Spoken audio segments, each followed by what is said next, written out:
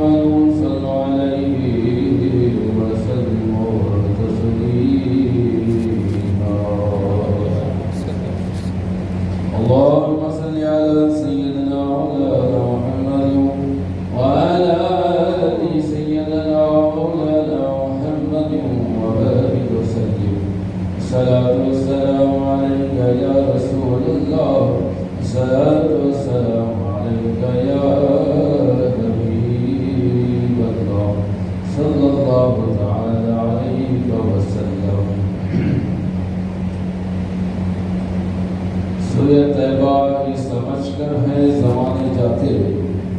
سوئے طیبہ یہ سمجھ کر ہے زمانے جاتے یہ وہ روضہ ہے جہاں دل نہیں توڑے جاتے یہ وہ روضہ ہے جہاں دل نہیں توڑے جاتے بھول جاتے تھے صحابہ رنج و علام اپنے جب بھی دیکھ لیتے تھے سرکار کو آتے جاتے جب بھی دیکھ لیتے تھے سرکار کو آتے جاتے نور کی حد میں فقط نور ہی جا سکتا ہے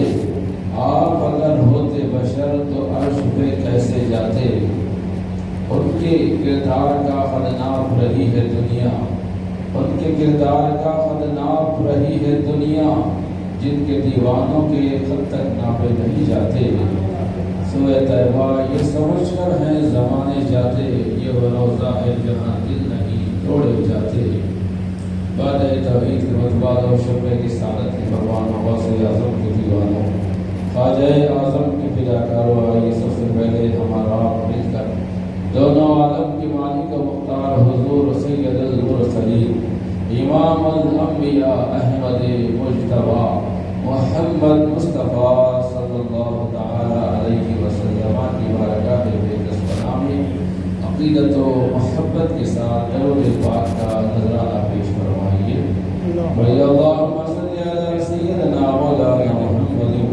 وعلى آل سيدنا مولانا محمد وبارك وسلم كما تحب وترضى وصلي عليه صلاة وسلام عليك يا رسول الله صلاة وسلام عليك يا حبيب الله صلى الله تعالى عليك وسلم عزیزان گرامی الحمدللہ اللہ تبارک و تعالی کا بے انتہا احسان عظیم ہے جو رب کائنات نے ہم اور آپ کو جمعے کی نماز ادا کرنے کے لیے اپنے گھر میں جمع ہونے کا موقع عنایت فرمایا ہے عزیزان گرامی یہ ماہ ذیقعد کا مہینہ ہے اور اس کے بعد آنے والا ماہ محترم ماہ ذیحج ہے اس سے قبل ہی الحمدللہ حیدرآباد شہر سے بھی حج کے لیے قافلے رواں دوا ہیں جن کے مقدر میں اللہ نے حج کی سعادت دکھا ہے وہ خوش نصیب حضرات حج بیت اللہ کے لیے آقا نامدار صلی اللہ علیہ وسلم کے مدینہ منورہ کی حاضری کے لیے جوب در جوب جا رہے ہیں قافلے جانا شروع ہو چکا ہے اسی مناسبت سے میں نے گزشتہ جمعہ میں آپ کے سامنے مدینہ منورہ کے آداب کے متعلق اور سرکار مدینہ صلی اللہ علیہ وسلم کا ادب و احترام کے متعلق کچھ باتیں گوشت گزار کرنے کی سعادت حاصل کی گئی تھی آئیے اسی کو سلسلے کو آگے بڑھاتے ہوئے کچھ اور گزارشات اور صحابہ کرام کے طور طریقے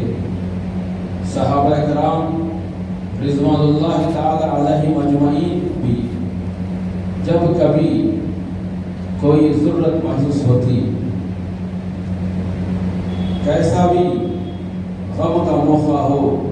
یا کوئی حاجت ہو وہ فوراً سرکار مدینہ صلی اللہ علیہ وسلم کی خدمت بابرکت میں حاضر خدمت ہو جاتے اور سرکار مدینہ صلی اللہ علیہ وسلم سے اپنی حاجت روائی کے لیے پیش ہوتے عزیزان گرامی میں نے جس آیت کریمہ کی تلاوت کی ہے اس آیت مبارکہ میں بھی رب تبارک و تعالیٰ فرما رہا اذ ظلموا انفسهم جاءوک فاستغفروا اللہ واستغفر لهم الرسول جب تم اپنے نفسوں پر ظلم کر بیٹھو یعنی گناہ کر بیٹھو، گناہگار ہو جاؤ، گناہ سرزد ہو جائے تو رب تبارک و تعالیٰ خود ہمیں یہ طریقہ بتا رہا ہے، اے میرے امت، اے میرے بندو، اے میرے حبیب کے چاہنے والوں، اے نبی کے امتیوں، جب تم اپنے نفس پر ظلم کر بیٹھو، گناہگار ہو جاؤ، گناہ کر بیٹھو تو فوراً میرے حبیب کی بارگاہ میں حاضر خدمت ہو جاؤ۔ اللہ فرما رہا ہے اِذ ظَلَمُوا أَنفُسَهُمْ جَاءُوكَ فَاسْتَغْفَرُوا اللَّهَ وَاسْتَغْفَرَ لَهُمُ الرَّسُولُ، تم رسول کی بارگاہ میں حاضر خدمت ہو کر ان کے وسیلے جلیلہ سے اگر تم مجھے توبہ کرتے ہو، اپنے گناہوں کی معافی طلب کرتے ہو، اپنے گناہوں کے، اپنے خطاؤں کی معافی مانگتے ہو تو تم مجھے تواب الرحیمہ یعنی توبہ قبول کرنے والا پاؤ گے۔ سبحان اللہ۔ عزیزان محترم، یہ طریقہ کوئی اور ہمیں کوئی مدرسے کے مفتی یا کوئی فلاں پروفیسر کا یہ ارشاد نہیں ہے، خود رب تبارک و تعالیٰ ہمیں یہ بتا رہا ہے، قرآن مقدس کی آیت مبارکہ ہے کہ جب تم گناہ کر بیٹھو، نفس پر ظلم کر بیٹھو تو میرے حبیب کی بارگاہ میں حاضر خدمت ہو جاؤ اور ان کے وسیلے سے، ان کے واسطے وسیلے سے اگر دعا مانگتے ہو تو میں تمہیں تواب الرحیمہ، تم مجھے توبہ قبول کرنے والا پاؤ گے۔ سبحان اللہ، کتنی بڑی خوشخبری ہمارے لیے ہے عزیزان گرامی۔ اب جس وقت یہ آیت کریمہ نازل ہوئی اس سے پہلے بھی صحابہ کرام رضوان اللہ تعالی علیہم اجمعین اپنی ہر حاجت لے کر آقا کی بارگاہ میں حاضر خدمت ہوتے، مگر اس آیت مبارکہ کے بعد تو کثرت سے صحابہ کرام کے واقعات ہیں کہ صحابہ کرام جب بھی کوئی غلطی ہو جاتی تو فوراً سرکار کی بارگاہ میں خدمت ہو جاتے، عرض کرتے یا رسول اللہ آپ دعا فرما دیجئے، آپ کے وسیلے سے اللہ تبارک و تعالی ہماری توبہ قبول فرمائے گا۔ عزیزان گرامی، ایک اعرابی شخص جو مدینہ منورہ سے کچھ میل دور ایک گاؤں میں رہتے تھے، حالانکہ صحابی تھے وہ، مگر زیادہ طور پر مدینہ منورہ آنا جانا نہیں ہوتا تھا، اپنے گاؤں میں قریب کسان کا کام کرنے والے اعرابی شخص تھے، صحابی۔ ایک دن جب قرآن پڑھتے پڑھتے ان کو یہ آیت مبارکہ ان کی نظر سے گزری، یعنی عربی داں جو ہوتے ہیں ان کے لیے ضروری نہیں کہ ترجمہ بتایا جائے، وہ خود اپنی زبان پڑھ لیتے ہیں، اس کا معنی مطلب سمجھ جاتے ہیں۔ تو عربی شخص نے جیسے ہی یہ آیت کریمہ تلاوت کی، ان کی نظر سے یہ آیت گزری تو انہوں نے وہ آیت پڑھتے ہی فوراً مدینہ منورہ کا سفر کرنے کا آغاز کر دیا، اس نیت سے کہ رب تبارک و تعالیٰ یہ فرما رہا ہے کہ اے میرے بندو، جب تم اپنے نفس پر ظلم کر بیٹھو، گناہ کر بیٹھو تو نبی کی بارگاہ میں حاضر ہو جاؤ اور ان کے وسیلے سے اگر دعا مانگتے ہو تو تمہاری توبہ قبول کی جائے گی۔ تو وہ عربی شخص فوراً یہ آیت کریمہ ملاحظہ فرمانے کے بعد اپنے گاؤں سے نکلتے ہیں، مدینے کا سفر شروع کرتے ہیں۔ پیدل چلتے چلتے جب مدینہ منورہ پہنچے کہ نبی کی بارگاہ میں پہنچنا ہے اور آقا کی بارگاہ میں پہنچ کر نبی کے وسیلے سے سرکار سے دعا کروانا ہے، دعا کرنا ہے تاکہ میرے گناہ معاف ہو جائیں۔ گناہوں کی معافی کی نیت سے نکلتے ہیں وہ عربی صحابی شخص، مگر قسمت کا مقصد ایسا تھا کہ وہ صحابی، وہ عربی مدینہ منورہ جب پہنچے تو معلوم ہوا کہ سرکار مدینہ صلی اللہ علیہ وسلم ظاہری پردہ فرما کر 3 دن گزر چکے ہیں، 3 دن گزر چکے ہیں۔ تو وہ عربی صحابی شخص بڑا افسوس کرتے ہوئے سرکار مدینہ صلی اللہ علیہ وسلم کی قبر انور 3 دن تو ہوا تھا، ابھی پوری مکمل مزار اور اس طرح آج بنی ہوئی ویسا تو بنی ہوئی نہیں تھی، بالکل سادی سیدھی خبر تھی مٹی کی۔ تو وہ عربی شخص سرکار کی اس قبر انور کے قریب بیٹھ جاتے ہیں، بیٹھ کر خبر کی خاک لے کر اپنے سر پہ ڈال لے کر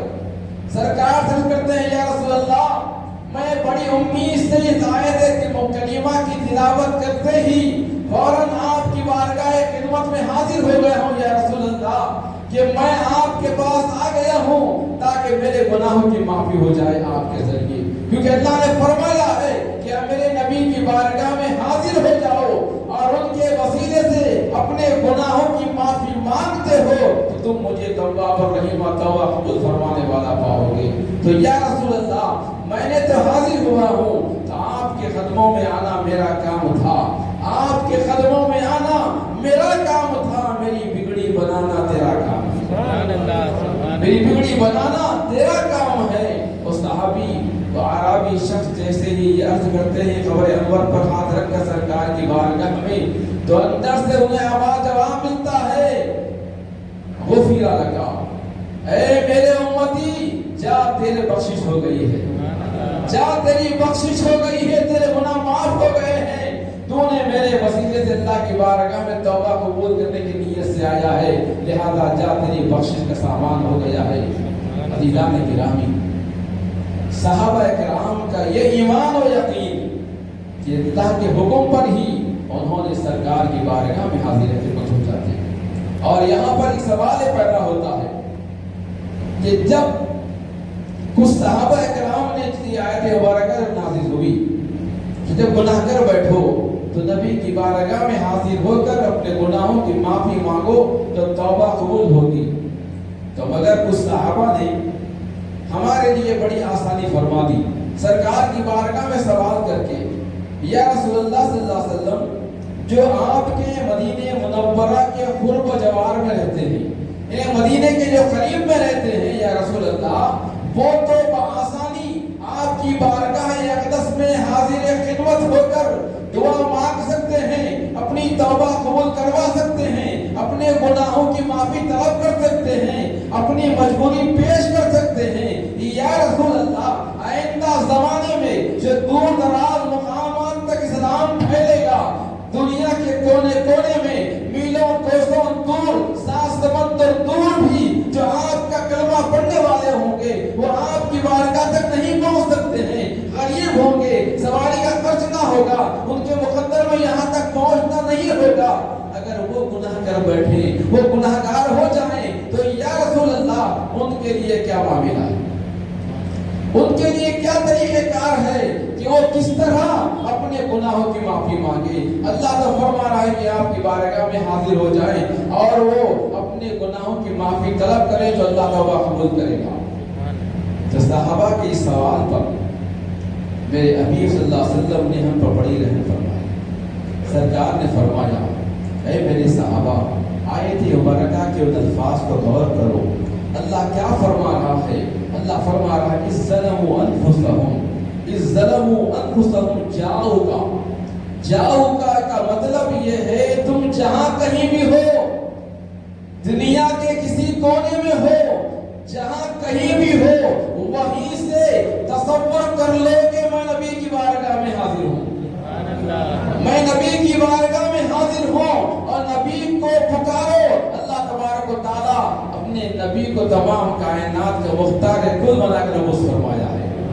वो नबी तो हर कोने से जो उम्मती पुकारता है उसकी सदा सुनते हैं, उसकी बाबजाई करते हैं, उसकी मदद फरमाते हैं।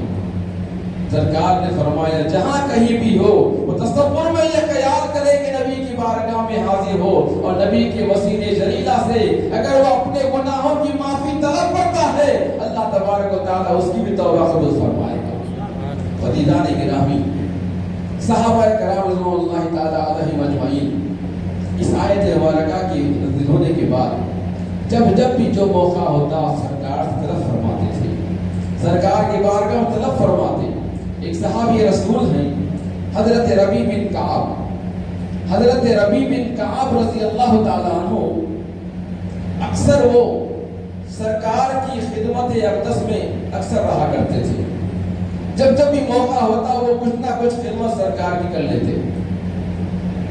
एक मरतबा हजरत रबी बिन काब रज़ियल्लाहु ताला अन्हु सरकार मदीना सल्लल्लाहु अलैहि वसल्लम को अपने हाथों से वज़ू करवाए। क्या खुशनसीबी है,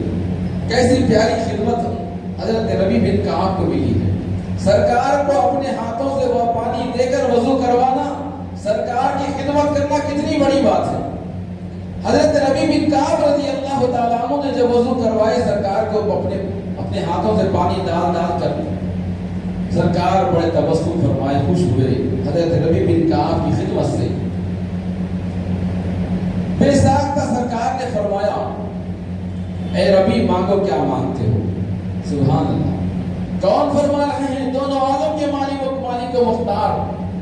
جس کو اللہ نے تمام کائنات کا مختار کل بنا کر رموز فرمایا ہے، تمام کائنات کی کنجیاں آپ کے دست اقدس میں ہیں، وہ سرکار فرما رہے ہیں حضرت ربیع سے اے ربیع مانگو کیا مانگتے ہو؟ حضرت ربیع بن کعب رضی اللہ تعالیٰ عنہ نے عرض کی یا رسول اللہ مجھے کچھ نہیں چاہیے، بس ایک تمنا ہے، بس ایک خواہش ہے، وہ آپ سے طلب کرتا ہوں۔ اگر آپ ارشاد فرما رہے ہیں کہ مانگو کیا مانگتے ہو تو یا رسول اللہ میری تمنا ایک یہی ہے، جس طرح یا رسول اللہ آج دنیا میں آپ کی قربت میں ہوں، اسی طرح جنت میں بھی یہ موقع مل جائے آپ کے ساتھ رہنے کا۔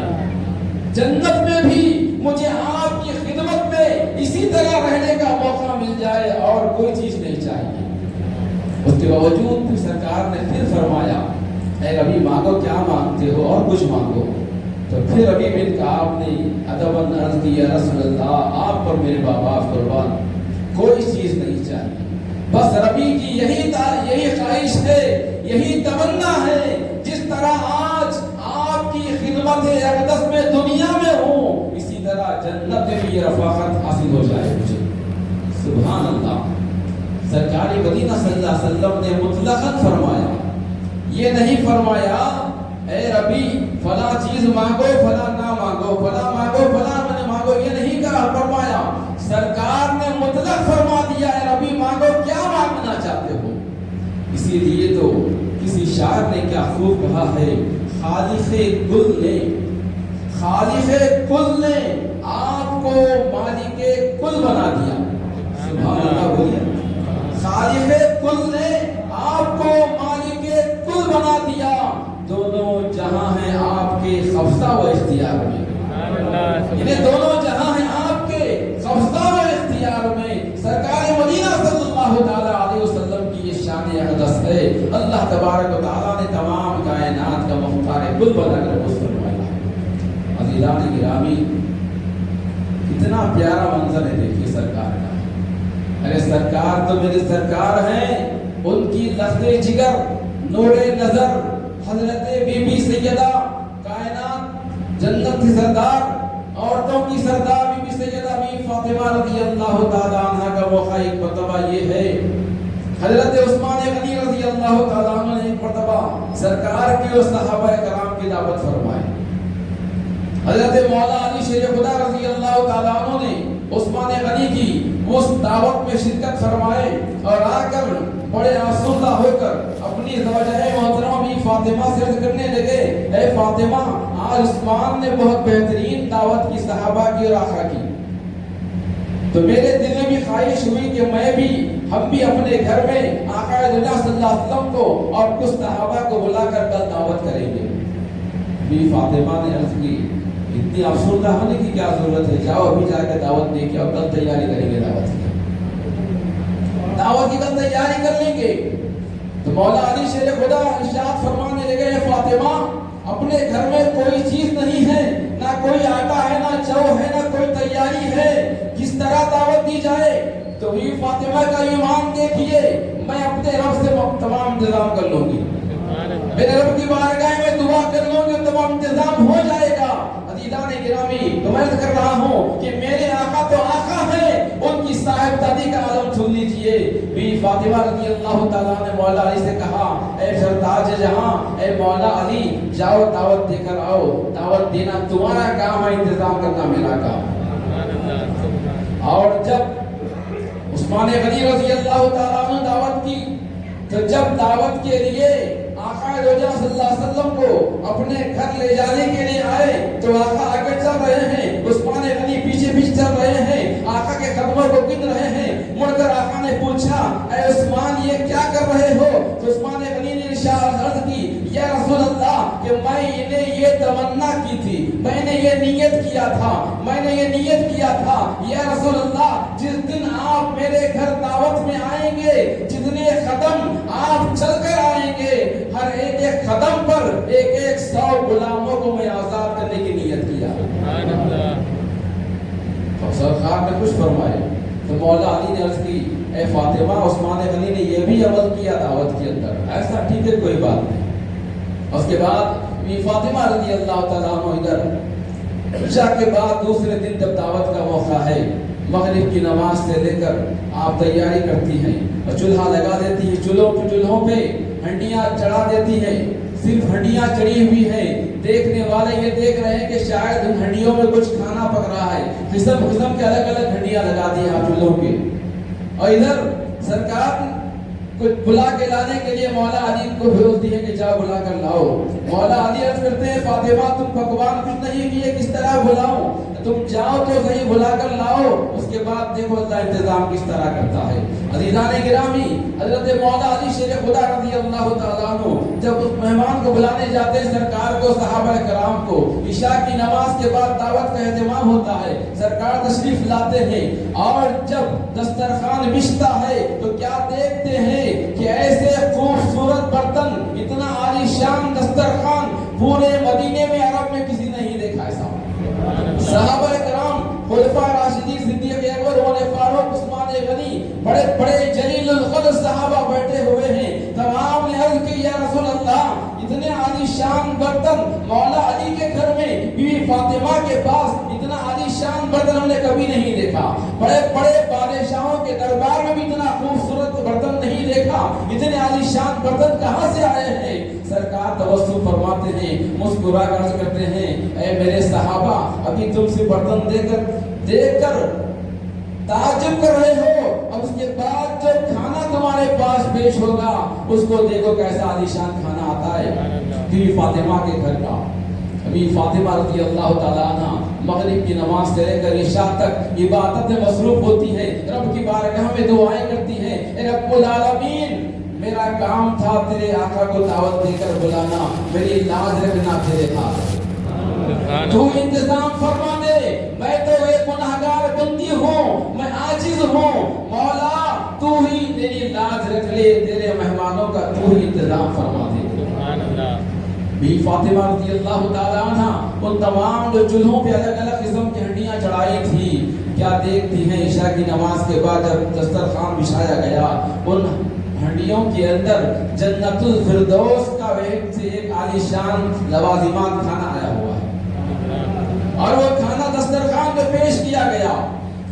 کیا گیا، سرکار ان کھانوں کو صحابہ میں تقسیم فرما رہے ہیں، ایسی بہترین خوشبودار مہک رہی ہے کہ صحابہ دیکھ کر عرض کرتے ہیں، یا رسول اللہ، یہ کھانا عالی شان بھی فاطمہ نے کیسا بنایا ہے؟ تو ابھی یاد کر رہے تھے، جبریل امین آ کر کہتے ہیں، اے یا رسول اللہ، صحابہ سے کہو کہ یہ کوئی دنیا کا کھانا نہیں ہے، اے میرے صحابہ، تم خوش نصیب ہو کہ میرے فاطمہ کے ذریعے تمہیں دنیا میں جنت کا کھانا میسر ہو گیا، جنت کے لوازمات میں مل رہے ہیں تو دنیا کے اندر ہی۔ عزیزان محترم، تو عرض کرنے کا منشا یہ ہے، میرے نبی تو نبی ہے، ان کی عظمت، ان کی شان تو بہت بڑی ہے، ان کی صاحبزادی کا یہ عالم ہے، بیوی فاطمہ رضی اللہ تعالیٰ عنہ کا یہ عالم ہے، وہ اللہ کی بارگاہ میں دعا کرتی ہیں، جنت کا کھانا ہے۔ صحابہ کرام بڑا خوشی ان لوازمات کو نوش فرماتے ہیں، اور اس کے بعد پھر مولا علی شیر خدا عرض کرتے ہیں بھی فاطمہ سے، اے فاطمہ، عثمان تو اپنے گھر کو جب سرکار کو لے جا رہے تھے، ہر قدم پر 100 غلاموں کو انہوں نے آزاد کرنے کا وعدہ کیا اور انہوں نے کر دیا ہے، مگر میں بھی تو اپنے سرکار کو گھر بلا کے لایا ہوں، اب تم کیا کرو گے اس کے بدلے میں؟ بی فاطمہ نے کہا، اے میرے سرتاج، اے مولا علی، اس کا ہی میں نے بندوبست کر دیا ہے، اس کا ہی میں نے بندوبست کر دیا ہے۔ کیا کیا ہے؟ تو بی فاطمہ نے ارشاد فرماتی ہیں، اے مولا علی شیر خدا، جتنے قدم میرے آقا، جتنے قدم اپنے گھر سے میرے گھر چل کر آئے ہیں، ہر قدم پر 1000 گناہگاروں کی بخشش کا سامان کر دیا ہے۔ 1000 گناہگاروں کی اللہ کی بارگاہ میں نے بخشش کروا دی ہے۔ سبحان اللہ۔ یہ پیارے اسلامی بھائیوں، دیکھو اللہ کے رسول صلی اللہ علیہ وسلم، ان کی صاحبزادی کا یہ عالم ہے امت محمدیہ سے محبت کا، ان کا یہ انداز ہے۔ اور آج کا کوئی ملا یہ کہتا ہے کہ نبی کو علم غیب نہیں تھا، نبی سے نہیں مانگنا چاہیے، ایسی ایسی بیوقوفی کی باتیں کرتے ہیں، تو ان کے بارے میں ہی کہنا پڑے گا سرکار کی عظمت کا، سرکار کی عظمت کا انکار تعجب ہے، سرکار کی عظمت کا انکار تعجب ہے۔ ان عقل کے اندھوں کو توفیق خدا دینا، ان عقل کے اندھوں کو توفیق خدا دینا۔ خالق کل نے آپ کو مالک کل بنا دیا، دونوں جہاں ہیں آپ کے قبضہ و اختیار میں۔ عزیزان محترم، آقا دو جہاں صلی اللہ علیہ وسلم کی بڑی شان ہے، وہ حضرات بڑے خوش نصیب ہیں جو حج کے لیے جا رہے ہیں، ان سے میری ادباً گزارش ہے کہ سرکار کی بارگاہ میں جاؤ تو پورے ادب و احترام سے سرکار کی مواضع اقدس پر جا کر سلام عرض کرو، صلاۃ و سلام پڑھو، ادب سے درود پڑھو، ادب سے وہاں پر کچھ مانگو، اس طرح مانگو۔ وہ تو سرکار تو ہر امتی کے دل کی دھڑکن جانتے ہیں، ہر امتی کے دل کے اندر کیا تمنا ہے وہ بھی جانتے ہیں، مگر پھر بھی ہم بشری تقاضا ہے، انسان کی تقاضا ہے کہ جو بھی اپنی تمنا ہے، مگر سرکار کی بارگاہ میں جاؤ تو بڑے ادب سے احترام کرو۔ وہ ایسی بارگاہ ہے جہاں ہر مخلوق سرکار کی ادب کرتی ہے، ہر مخلوق سرکار کی ادب کرتی ہے، اور فرشتے تو فرشتے ہر روز صبح اور شام 70 ہزار فرشتے سرکار کی زیارت کے لیے آتے ہیں عزیزان گرامی، اور ان فرشتوں کا پھر ان کی باری نہیں آتی، پھر ان کو موقع قیامت تک نہیں ملنے والا، مگر انسان ہے، اللہ کا کرم ہے، اسے اللہ نے سرمایہ دیا ہے، تو کوئی سال میں 2 بار جا رہا ہے، کوئی ہر سال جا رہا ہے عمرہ کی نیت سے، مگر یہ ہماری خوش نصیبی ہے۔ عزیزان گرامی، اللہ کی بارگاہ میں دعا ہے کہ رب العالمین ہم سب کو مولا آقا صلی اللہ علیہ وسلم کی شفاعت عطا فرمائے، ان کی بارگاہ کی حاضری کا موقع ہمیں عنایت فرمائے۔ رب العالمین ہمارے گناہوں خطاؤں کو معاف فرما، ہمارے آقا کے طفیل مولا ہم سب کو صراط مستقیم پر قائم و دائم فرما۔ رب العالمین جو بیمار ہے مولا انہیں شفا کاملہ و عاجلہ عطا فرما، صحت و تندرست عطا فرما، عمر میں درازی عطا فرما۔ رب العالمین ہماری دعاؤں کو، التجاؤں کو آقا کے طفیل میں قبول و منظور فرما۔ اللہم صلی علی سیدنا مولانا محمد وعلی آلہ سیدنا مولانا محمد وبارک وسلم برحمتک